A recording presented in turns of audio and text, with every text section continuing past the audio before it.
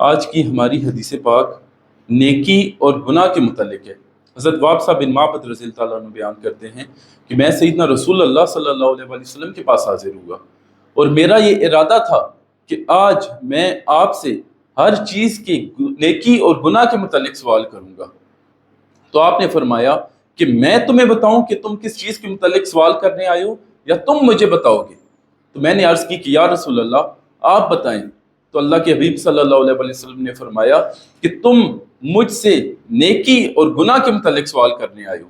तो मैंने अर्ज़ की जी हाँ या रसूल अल्लाह। तो अल्लाह के हबीब सल्लल्लाहु अलैहि वसल्लम ने 3 उंगलियां जोड़कर मेरे सीने पर मारी और फरमाया, ए वाबसा अपने दिल से पूछो, क्योंकि नेकी वो है जिसमें तुम्हारा दिल मुतमईन हो और गुनाह वो है जो तुम्हारे दिल में खटक रहा हो और तुम्हारे सीने में मुतरद्दिद हो, ख्वाह तुम्हें लोग उसका फतवा दें या ना दें।